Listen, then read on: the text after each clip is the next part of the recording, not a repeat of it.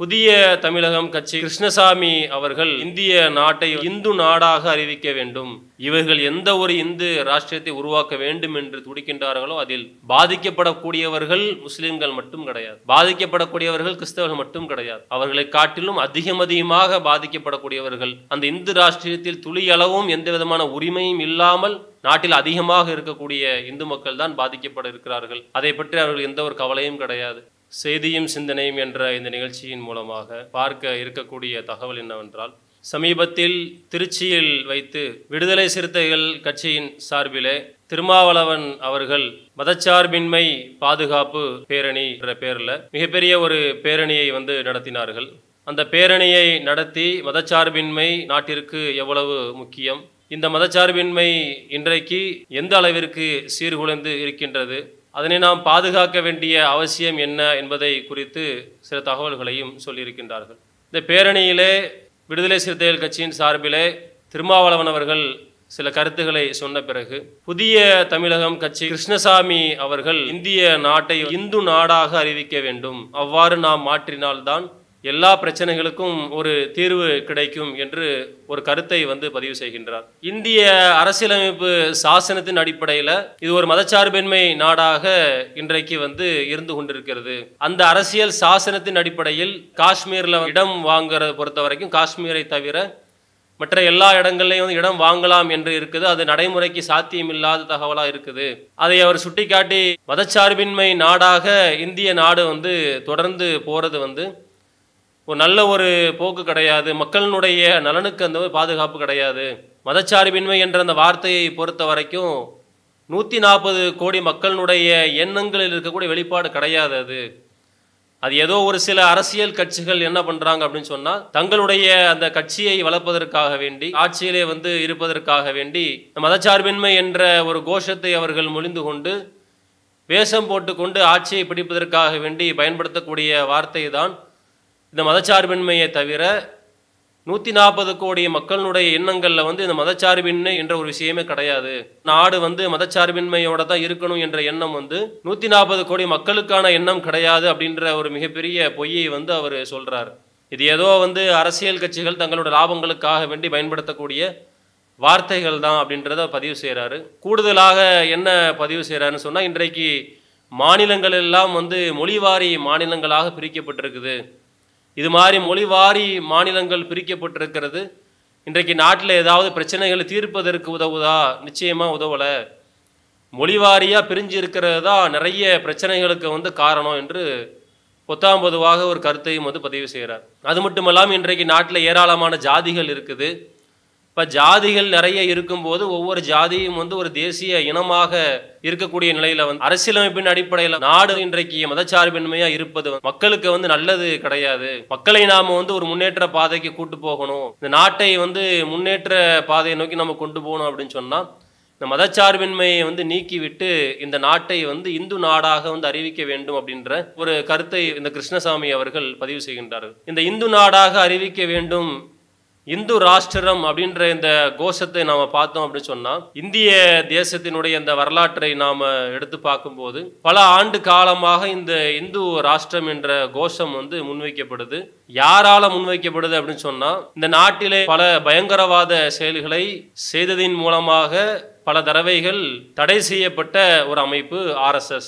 இந்த RSSனுடைய சித்தாந்தம், அந்த RSSனுடைய கொள்கை தான் என்ன அப்படின்னு சொன்னால், இந்து ராஷ்டிரம் இந்து நாடாக இந்த இந்தியாவை மாற்ற வேண்டும் அப்படின்றது இந்த RSSனுடைய கொள்கை. அதே சித்தாந்தத்தை சேர்ந்த அந்த கிருஷ்ணசாமி இன்னைக்கு என்ன சொல்றாரு அப்படின்னு சொன்னால், இந்து நாடாக மாற்ற வேண்டும் அப்படின்ற ஒரு கருத்தை பதிவு செஞ்சிருக்கிறார். ஒரு 10 வருடங்களுக்கு முன்னாடி தேர்தல் பிரச்சாரத்தில் மோடி அவர்கள் ஒரு கருத்தை பதிவு செஞ்சார். நாட்டுக்காக விடுதலைக்காக உழைத்தவர்கள், இந்த நாட்டினுடைய விடுதலையில் அதிகமாக பங்களிப்பு செலுத்தியவர்கள், இன்னும் மற்ற தலைவர்கள்லாம் என்ன சொல்லுவாங்க அப்படின்னு சொன்னால், இந்த நாடு கிட்டத்தட்ட 200 ஆண்டு காலமாக ஆங்கிலேயன்ட்ட அடிமைப்பட்டு இருந்துச்சு. அந்த 200 ஆண்டு காலம் அடிமை வாழ்க்கையை மக்கள் வாழ்ந்து கொண்டிருந்தார்கள். நாம் எல்லாருமாக சேர்ந்து போராடி அந்த அடிமை தலையிலிருந்து நாம் விடுபட்டு வந்தோம் அப்படின்றது தான் பொதுவான ஒரு வார்த்தையாக இருக்கும். இந்த மோடி அவர்கள் என்ன சொன்னார் அப்படின்னு சொன்னால், 1200 ஆண்டுகள் நாட்டு மக்கள் அடிமையாகத்தான் இருந்தாங்க. இந்த இந்திய நாட்டை பொறுத்த வரைக்கும் 200 ஆண்டுகள்லாம் கிடையாது, கிட்டத்தட்ட 1200 ஆண்டுகள் எதையெல்லாம் சேர்த்து சொல்றாருன்னு சொன்னால், அதுக்கு முன்னாடி பல நூற்றாண்டுகள் வந்து முஸ்லீம்கள் வந்து ஆட்சி செஞ்சாங்க இல்லையா, அதெல்லாம் வந்து இவர் கருத்தில் வைத்துக்கொண்டு 1200 ஆண்டுகள் இந்த மக்கள், நாட்டு மக்கள் வந்து அடிமையில தான் இருந்தாங்க. அடிமைத்தலையிலிருந்து நாம வந்து சுதந்திரம் வந்து அடைஞ்சிருக்கிறோம் அப்படின்ற ஒரு பாரதூரமான ஒரு கருத்தை வந்து பதிவு செய்கிறார். ஆங்கிலேயனுடைய காலத்திற்கு முன்னால் வரலாற்றை நாம் எடுத்து பார்த்தோம். இவர்களுக்கு வரலாறு பற்றியும் ஒன்றும் தெரியாது. இருக்கக்கூடிய வரலாற்றை வந்து எப்படி அழிக்கிறது, உண்மை வரலாறுகள் இருக்கும்ல. பொதுவாக நாம் சொல்லணும் அப்படின்னு சொன்னால், இந்திய தேச விடுதலைக்காக வேண்டி பல தலைவர்கள் சேர்ந்து போராடி இருப்பாங்க. விடுதலை மட்டும்தான் முக்கியம் அப்படின்ற சித்தாந்தம் உடையவர்கள், அந்த எண்ணமுடையவர்கள் அதிகமாக இருந்தாங்க. இந்த அமைப்பை சேர்ந்தவர்கள், இந்த ஆர்எஸ்எஸ், இந்த பாஜகவினுடைய அந்த கொள்கை, அந்த சித்தாந்தத்தை சார்ந்தவர்கள் யாராவது 1% இந்த நாட்டு விடுதலைக்காக வந்து போராடி இருப்பாங்களா பார்த்தோன்னு சொன்னால், ஒரே ஒரு தலைவரை கூட சுட்டி காட்ட முடியாது. எங்கள் அமைப்பை சேர்ந்தவர்கள் இந்த மாதிரி வந்து இந்திய தேச விடுதலைக்காக வந்து போராடினார்கள் என்று சொல்லி சொல்வதற்கு துளி அளவும் திராணி இல்லாத, அருகதை இல்லாதவர்கள் தான், தகுதி இல்லாதவர்கள் தான் இந்த ஆர்எஸ்எஸ் பாஜகவை சேர்ந்தவர்கள்.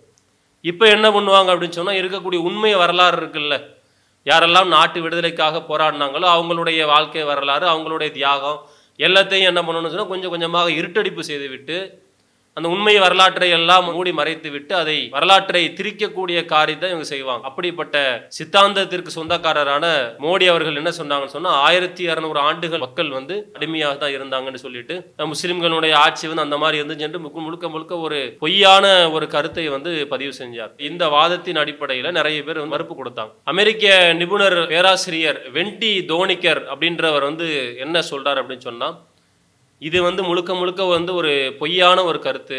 1200 ஆண்டுகள் வந்து இந்த மாதிரி அடிமையாக இருந்தாங்க. அந்த காலத்தில் வந்து இருந்த மக்கள் எல்லாம் அந்த மன்னர்களால் துன்பத்திற்குள்ளாக்கப்பட்டார்கள், அடிமையாகத்தான் நடத்தப்பட்டாங்கன்றது முழுக்க முழுக்க ஒரு பொய்யான ஒரு தகவலை இது மாதிரி வந்து பாஜக ஆர்எஸ்எஸ் காரர்கள் சொல்லிட்டு இருக்கிறாங்க. அது வந்து ஒரு உண்மையான தகவல் இல்லை என்ற வரலாற்றினுடைய அந்த ஆய்வின் அடிப்படையில், ஆதாரங்கள் அடிப்படையில் வந்து எடுத்து சொல்லி, இன்னும் சொல்ல போனால் ஆங்கிலேயனுடைய ஆட்சிக்கு முன்னால் வந்து நாடு வந்து பல கூறுகளாக வந்து பிரிந்து கிடந்துச்சு. அன்றைய காலத்தில் வந்து இந்து மதம் என்பது வந்து ஒரே மதமாக கூட இல்லை. ஏன்னு சொன்னால், இந்து மதம்ன்றது இன்றைக்கு ஒரு மதமாக இருந்துச்சு அன்றைய காலகட்டத்தில்னு சொன்னால் கிடையவே கிடையாது. ஏன்னு சொன்னால், இந்து மதத்தில் பல கடவுளை வழங்கக்கூடிய பல குழுக்களாக பிரிந்து தான் இருந்தாங்க. அப்படி இருக்கக்கூடிய நிலையில் வந்து இந்துக்கள் எல்லாம் ஒரே மதமாக இருந்ததை போன்றும், அவர்கள் எல்லாம் அடிமையாக வந்து நடத்தப்பட்டதை போன்றும் இவர்கள் வந்து ஒரு பிம்பத்தை உருவாக்குகின்றார்கள் அப்படின்ற, அது வந்து ஒரு முழுக்க முழுக்க ஒரு தவறான கருத்து என்ற விஷயத்தை வந்து எடுத்து சொன்னார் இந்த வெண்டி தோனிக்கர் என்று சொல்லக்கூடிய அமெரிக்காவை சேர்ந்த பேராசிரியர். பல உண்மை வரலாறு ஒருபுறம் இருக்கும்போது இவர்கள் வைக்கக்கூடிய ஒரு வாதம் என்ன அப்படின்னு சொன்னால், இது வந்து இந்து நாடாகத்தான் இருக்கணும். ஏன்னு சொன்னால், இப்போவும் இந்த கிருஷ்ணசாமி சொன்ன விஷயம் நம்ம தான், இதுக்கு முன்னாடி பல ஆர்எஸ்எஸ் சேர்ந்தவர்கள் சொல்லக்கூடிய விஷயம் அதுதான்.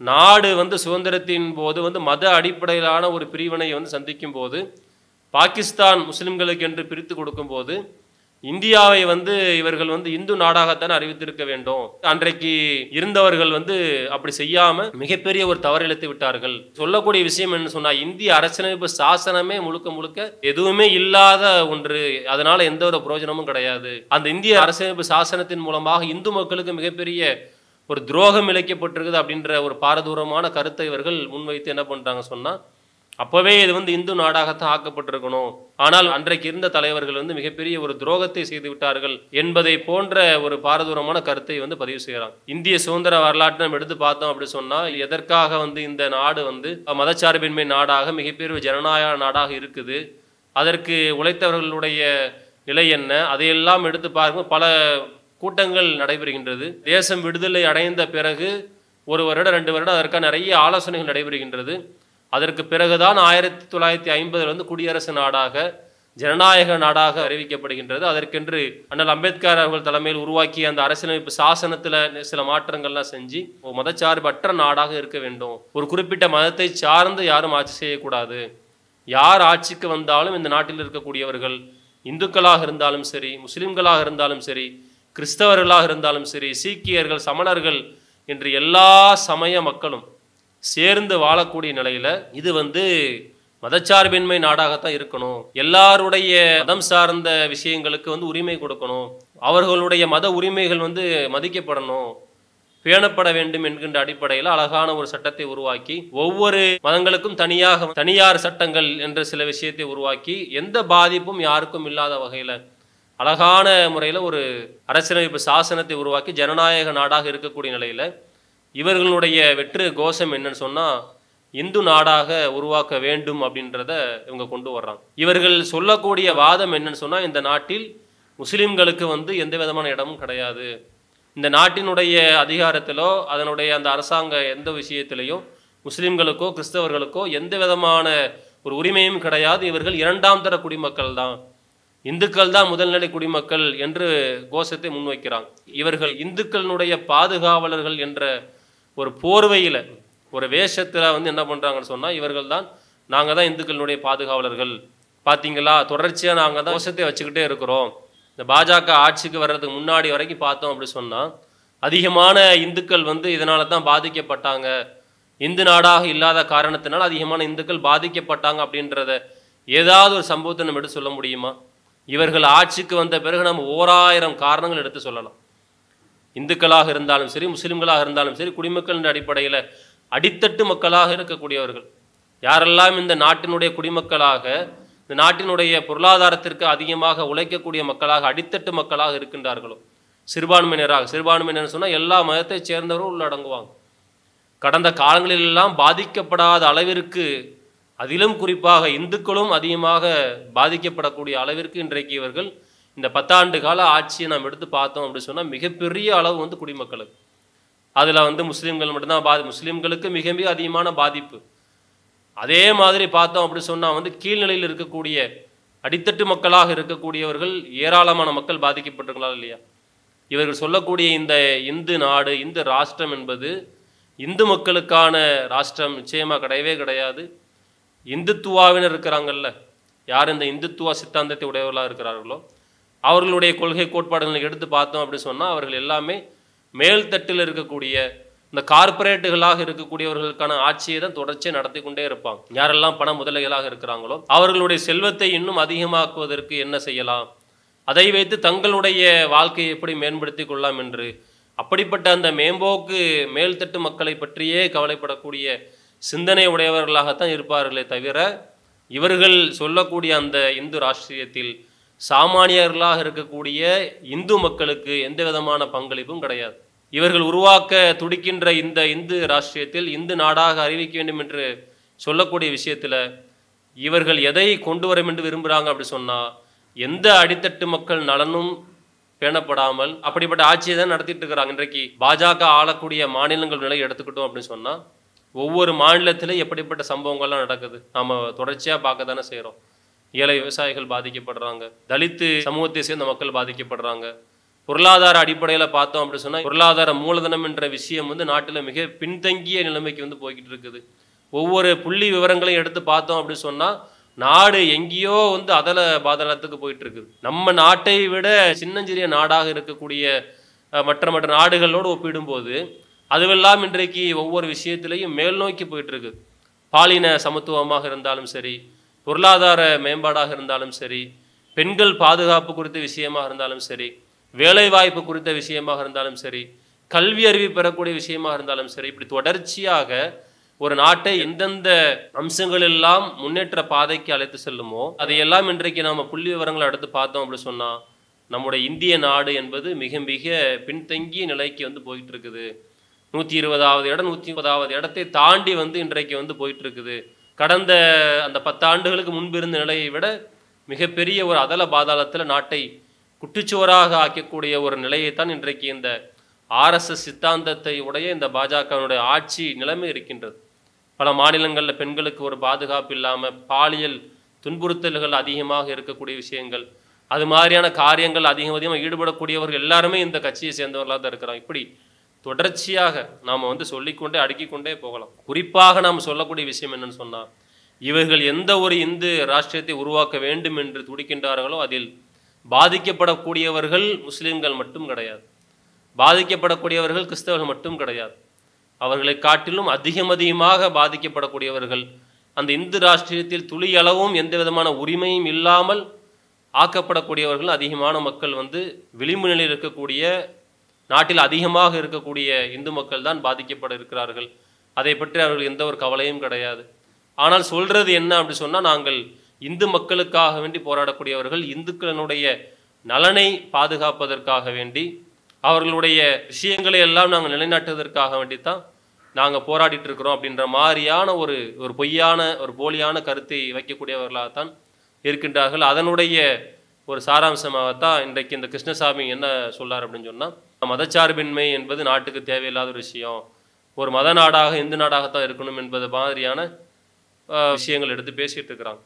அப்போ நாம் நாட்டு மக்களாக இருக்கக்கூடியவர்களுக்கு நாம் நம்ம விளங்கி வச்சுருப்போம்.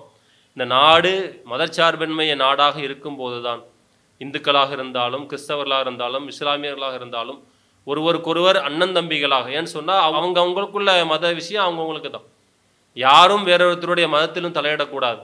நீ ஏன் மாட்டு இறைச்சி நீ ஏன் சாப்பிட்ற, நீ ஏன் தாடி வச்சுட்டு இருக்கிற, நீ ஏன் ஹிஜாபு போட்டுட்டு இருக்கிற, அது அவங்கவுங்க மத விஷயம். மதச்சார்பின்னு சொல்லக்கூடிய முக்கியமான ஒரு கோட்பாடு என்னன்னு சொன்னால், அவங்க மதத்தை அவங்கவுங்க பின்பற்றி கொண்டு யாரும் அதில் தலையிடக்கூடாது. இப்படி தலையிடாமல் இருந்தால் பிரச்சனைகள் வருமா? அவங்க மதத்தில் உள்ள விஷயங்களை அவங்க பாட்டு பின்பற்றி போய்கொண்டே இருக்கும்போது, மற்ற மதங்களை குறை சொல்லாமல் மற்ற மதங்களை நோண்டாமல் அழகான முறையில் இருந்துட்டு இருக்கும்போது நாடு அமைதியான ஒரு நாடாக, அழகான ஒரு நாடாக, நல்ல ஒரு வளர்ச்சியை நோக்கி செல்லக்கூடிய ஒரு நாடாக இருக்கும். அதற்கு மிக முக்கியமான ஒரு அம்சம் இந்த மதச்சார்பின்மை என்ற ஒரு விஷயம்தான். அதனால தான் இந்த மதச்சார்பின்மையை இந்திய அரசியலமைப்பு சாசனத்தினுடைய முகப்புரையில் கொண்டு வச்சிருக்கிறாங்க. இது ரொம்ப முக்கியம் என்பதனால தான் அந்த கல்வியாளர்கள், அன்றைக்கு இருந்த அந்த நாட்டினுடைய நலன் மீது அக்கறை கொண்ட அந்த தலைவர்கள் எல்லாம் இந்திய அரசியலமைப்பு சாசனத்தினுடைய முகப்புரையில் கொண்டு இந்த மதச்சார்பின்மை என்பதை வச்சிருக்கிறாங்க. அது மிக மிக முக்கியம் நாட்டினுடைய வளர்ச்சி என்பதை உணர்ந்த மக்களாக நாம் அனைவரும் தொடர்ச்சியாக நாட்டினுடைய வளர்ச்சிக்காக பாடுபட வேண்டும். நாட்டினுடைய வளர்ச்சியை மட்டுமே கவனத்தில் கொள்ளக்கூடிய ஆட்சியாளர்களை தேர்ந்தெடுக்க வேண்டிய ஒரு பொறுப்பும் நமக்கு இருக்குது என்பதை உணர்ந்து செயல்பட வேண்டும் என்பதை சொல்லிக்கொண்டு முடித்துக் கொள்கிறோம். அஸ்ஸலாமு அலைக்கும் வரஹ்மத்துல்லாஹி வபரகாத்துஹு.